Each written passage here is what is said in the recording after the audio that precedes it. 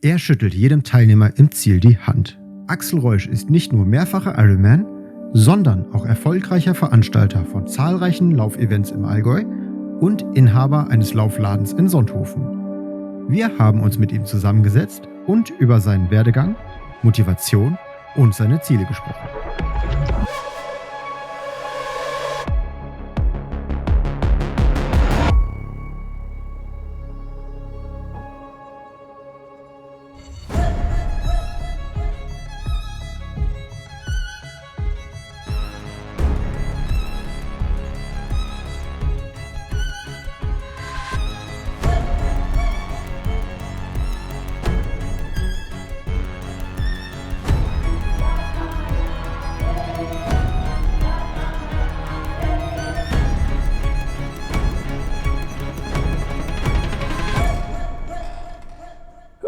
Ich konnte als Kind schon rennen.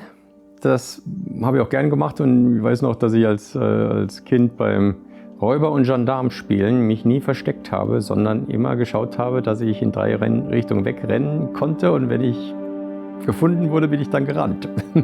Das war so meine Strategie. Im Endeffekt angefangen habe ich mit 17 mit dem Laufen, wo ich mal so eine Phase hatte, wo ich dachte, oh je, jetzt musst du mal ein bisschen mit deiner Fitness was tun. Und dann habe ich so wie alle oder viele beschlossen, ich möchte jetzt mal 2-3 Mal die Woche zum Joggen gehen. Und ja, ich war dann auch gleich irgendwie ehrgeizig. Der Freund meiner Schwester damals, der hat dann irgendwie rausgefunden, dass bei uns im Ort ein kleiner Pfingstruhelauf hieß es. War ich schon 2 Wochen beim Trainieren und dann haben wir da gleich mitgemacht. Ich habe dann eine Zeit lang in Berlin studiert. Bin eigentlich mehr Taxi gefahren als studiert, aber war in Berlin jedenfalls und dann habe ich hier jemanden kennengelernt. Und bin dann ins Allgäu gezogen. Da gab es eine Möglichkeit, dass ich bei Hannes Weidtour, beim Hannes Blaschke, arbeiten konnte. Das war also für mich so die Möglichkeit, hier meinen Lebensunterhalt zu verdienen. Und so bin ich dann ins Allgäu gezogen. Das war 1993. 25 Ironman-Triathlons habe ich mitgemacht. Der erste war 1992 in Neuseeland sogar. Also ich war gleich reiselustig. Da sind wir mit ein paar Freunden hingeflogen und haben das mit einer Reise verbunden und haben da beim Ironman mitgemacht, auch mit dem Ziel, sich dann für den Ironman Hawaii zu qualifizieren. Das hat dann da auch gleich geklappt. Das war damals auch noch etwas einfacher, als es heute ist. Früher war es so, es gibt ja immer noch Lizenznehmer quasi. Die anderen Ironman-Rennen sind Lizenznehmer vom Ironman Hawaii, das gehört ja einer Firma. Und die verteilt dann Startplätze auf die verschiedenen Rennen, die dann quasi bei den Rennen auf die Altersklassen verteilt werden. Und es kriegen nicht die ersten 50 einen Startplatz für Hawaii, weil da hätten die älteren Leute zum Beispiel ja keine Chance. Also es wird auf die Altersklassen verteilt und dann muss man halt, dann weiß man vorher, in der Klasse gibt es halt 10 Plätze und dann muss man halt unter die ersten 10. Also mindestens die Hälfte von meinen Ironman-Rennen war nicht gut. Also das ist bei mir auch immer so eine Achterbahn gewesen. Genau, immer wenn ich einen gut gemacht habe, dann bin ich übermütig geworden und habe gemeint, jetzt weiß ich, wie es geht. So, beim nächsten Mal haue ich immer richtig drauf und das ist dann meistens nicht mehr so gut gewesen. Und dann war ich wieder so klein mit Hut und beim nächsten war ich wieder extrem vorsichtig und das war dann wieder besser. 2 habe ich aufgegeben, wo es gar nicht mehr ging. Aber sonst bin ich dann schon immer ins Ziel gekommen, aber oft halt dann mit Wanderpartien und mit der Zeit jenseits dessen, was ich eigentlich angestrebt hatte. Ich habe das eine Zeit lang schon sehr ernst genommen. Für mich war das mehr als nur halt ein Sportwettkampf, wo man sagt, da gucke ich mal, was da so passiert und wenn es nicht gut ist, ja gut, dann halt nicht. Sondern man bereitet sich ja da sehr drauf vor, um auf dem Niveau das so zu machen, wie ich mir das dann damals vorgestellt habe, muss man auch wirklich sehr viel investieren und je mehr man investiert, desto mehr möchte man natürlich dann auch das Ergebnis haben, das man sich da vorgestellt hat. Und wenn das dann nicht funktioniert hat, da war ich dann schon niedergeschlagen. Und beim Ironman ist es ja so, man hat ja nicht, bei einer Kurzdistanz kann man sagen, okay, wenn da einer nicht gut läuft, na gut, dann mache ich eine Woche oder 2 Wochen später mache ich wieder einen anderen, der läuft ja vielleicht besser, dann ist der erste wieder vergessen. Beim Ironman ist es ja so, dass du wirklich deinen ganzen Körper auf den Tag vorbereitest und du hast dann quasi einen Schuss. Wenn der nicht funktioniert, dann kannst du nicht sagen, ja, mache ich 2 Wochen später wieder einen. Der Körper ist dann erstmal überschritten, der Höhepunkt, dann muss man erstmal wieder sich erholen, abbauen. Also man hat da frühestens, wenn man das gut machen will, dann hat man ein paar Monate später erst wieder den nächsten Versuch. Und in der Zeit sinnt man halt vor sich hin, was da jetzt so schief gelaufen ist und warum und wie und was. Ja, also es gibt auch Leute, die können das auch besser abhaken als ich, also das kann schon sein. Natürlich gehören Niederlagen dazu. Es ist jetzt höchst unwahrscheinlich, dass man irgendwas Sportliches macht, vielleicht auch irgendwas im Leben, was immer so läuft, wie man möchte. Das ist ja generell so, dass man auch manchmal Sachen hat, wo man denkt, das ist jetzt eigentlich nicht das, was ich wollte. Und natürlich muss man irgendwie einen Weg für sich finden, zu sagen, okay, wie man so sagt, Krone richten, weiter geht's, Kopf runternehmen, wieder arbeiten.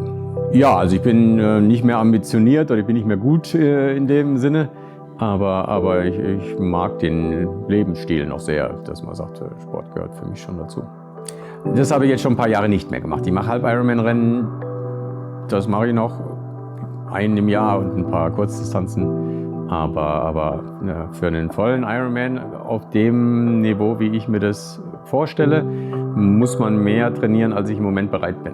Also da muss man wirklich wahrscheinlich den ganzen Restleben auf Pause drücken und nur noch arbeiten, schlafen, essen, trainieren. Und da sind mir jetzt andere Sachen auch wichtig. Jetzt irgendwie nur mich da anmelden und dann vorher wissen, dass das ja nichts werden kann, weil ich nichts trainiert habe. Das ist nicht so. Das machen auch Leute, das ist auch in Ordnung, das macht jeder, wie er mag. Aber wenn ich mich bei einem Ironman anmelde, dann möchte ich schon gucken, was ich da erreichen kann und dann muss man auch trainiert haben. Jetzt im Alter muss man natürlich schauen, ich habe längst nicht mehr die Erholungsfähigkeit, die ich früher hatte. Ich könnte gar nicht die Umfänge trainieren, selbst wenn ich es wollte. Da will ich mich eher müde machen und ja, früher muss man weniger aufpassen. Da kann man schon mal draufhauen und eine Woche völlig überziehen, dann macht man eine Woche ein bisschen weniger, dann passt das schon wieder. Nein, da muss man ganz anders trainieren. Ich weiß noch, die ersten Polaruhren habe ich aus Finnland irgendwo bestellt. Die gab es sogar mit Auslesemöglichkeiten. Da habe ich dann auf Millimeterpapier so Kurven gepunktet, um mir da die Kurven anzuschauen. Wir haben auch Leistungsdiagnostik schon gemacht.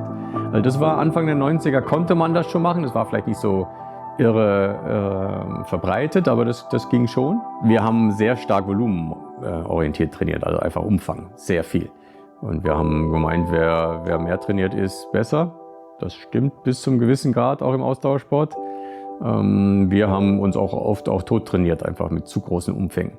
Jetzt ist es manchmal ein bisschen in die andere Richtung. Wobei, wenn man jetzt von dieser norwegischen Methode redet, die jetzt da gerade so, Norwegian Method, die trainieren ja auch sehr stark umfangorientiert und gewöhnen den Körper einfach an große Umfangsbelastungen. Zwischendurch gibt es immer mal so die Tendenz, dass man den Eindruck hat, man muss nur richtig ausgefuchst trainieren, dann kommt man mit fast keinem Training hin. Das stimmt auch nicht. Also Ausdauersport ist immer noch, man muss auch ein gewisses Volumen trainieren einfach. Die mentale Härte muss man haben. Also um gut zu sein, im Englischen heißt es ja auch Endurance Sport, also Aushaltesport, etwas ertragen. Das trifft es eigentlich fast besser als bei uns Ausdauersport. Ne? Also natürlich ist der Unterschied oft, dass man halt einfach unnachgiebig ist, auch wenn es sich in dem Augenblick vielleicht nicht mehr so doll anfühlt und man auch so ein bisschen vergessen hat, warum man das eigentlich macht. Und dass man dann lernt, das einfach für eine Zeit auszuhalten. Das ist bei dem Sport schon ein bestimmender Faktor. Natürlich muss man auch die athletischen Fähigkeiten haben, Grundlagen haben, aber die bringen dir nichts, wenn du nicht mental stabil genug bist, um auf ein bestimmtes Belastungsniveau. Schmerz sagt man immer so. Schmerz ist für mich, wenn ich auf eine heiße Platte fasse. Also wenn ich müde bin, ist für mich jetzt nicht unbedingt Schmerz. Aber natürlich sendet der Körper dir Signale. Das wäre jetzt eine gute Idee, sich hinzusetzen. Und was soll das hier? Warum laufen wir noch 20 Kilometer? Und dem muss man halt, wenn man das machen möchte als Ausdauersportler, muss man das halt quasi aushalten. Dass man sagt, nee, es wird erst ein Ziel überlegt, warum ich das mache. Jetzt im Moment mal nicht. Ein Tipp ist es, also man sagt so, viele Leute überschätzen, was sie in einer kurzen Zeit erreichen können und sind dann so ein bisschen enttäuscht, wenn sie es nicht erreichen und unterschätzen, wie viel passiert, wenn man einfach konstant bleibt. Also es gibt ein unglaubliches Entwicklungspotenzial, wenn man einfach konstant weiter trainiert. Der persönliche Leistungspeak bei einem Ausdauersportler liegt ungefähr 20 Jahre nach Trainingsstart. Also ich habe meine besten Zeiten 20 Jahre, nachdem ich angefangen habe zu laufen, gelaufen. Und das ist natürlich einerseits am Anfang erstmal einschüchternd, dass man sich, um Gottes Willen, jetzt muss ich 20 Jahre trainieren. Man wird natürlich auch am Anfang schnell besser. Aber man braucht nicht betrübt sein, wenn man nach 5 Jahren noch nicht Weltmeister ist oder die Hawaii-Quali noch nicht geschafft hat oder irgendwie sowas. Sondern man muss einfach weiter trainieren. Eigentlich ist es ja auch was Gutes. Es wäre ja eigentlich schlecht, wenn man sagt, okay, nach 2 Jahren weiß ich, was ich kann und danach bleibt es so oder geht wieder zurück. Das wäre ja auch nicht sehr motivierend. Man kann sich sehr lange weiterentwickeln. Es ist eine Fleißfrage. Man muss ein bisschen dranbleiben. Lieber ein bisschen weniger trainieren, aber dafür 5 Jahre als 2 Jahre Vollgas und dann wieder aufhören. Die ersten Events habe ich angefangen zu organisieren, als ich den Laden aufgemacht habe. Das war ja auch kein Hexenwerk, das machen ja praktisch alle Laufsportladenbesitzer, dass die sagen, ich organisiere auch lokal irgendwie einen Lauf, eine Veranstaltung, weil das natürlich eine Möglichkeit ist, um sich sichtbar zu machen, um Läufer kennenzulernen, auch in die Presse zu kommen. Das war mir quasi klar, als ich gesagt habe, ich mache mich mit einem Laufsportladen selbstständig, dass ich dann auch versucht habe, zuerst war ja der Citylauf in Sonthofen, das war meine erste Veranstaltung, die ich dann gleich im gleichen Jahr auch, wo ich aufgemacht habe, und wir dann 4 Monate später haben wir den ersten Lauf zusammen organisiert. Denn mit dem Laden, das hat sich alles irgendwie mehr so ergeben. Das war dann deutlich steiniger, mühsamer, als ich mir das so vorgestellt hatte. Bin mir nicht so sicher, ob ich das wieder tun würde, wenn ich es gewusst hätte, aber natürlich bin ich jetzt im Endeffekt schon froh, dass es so gekommen ist. Und die Veranstaltungen, ja, wie gesagt, die waren am Anfang eher eine Promotion-Geschichte für mich. Und wie gesagt, das sollte ich schon machen, damit ich einfach sichtbar bin. Und das macht mir Spaß. Aber ich habe quasi schon von Anfang weg meine ganzen Strecken auf Outdoor Active geplant, weil das natürlich ein sehr tolles Tool ist, dass man einfach mal so rumschieben kann. Wie weit ist denn das eigentlich? Ohne dass man das ja, ganz früher sind die Leute das ja mit dem Fahrrad, mit dem Tachometer abgefahren. Wie weit ist denn das da runter? Und das ist natürlich sehr viel einfacher geworden, seitdem man das einfach digital planen kann. Und dann weiß man schon bestimmte Wege und dann kann man einfach mal so ein bisschen rumspielen und da irgendwie was wie kommt denn das raus, wenn ich die Ecke noch mitnehme und so. Also das macht mir auch Spaß, also die Planerei ist schon schön.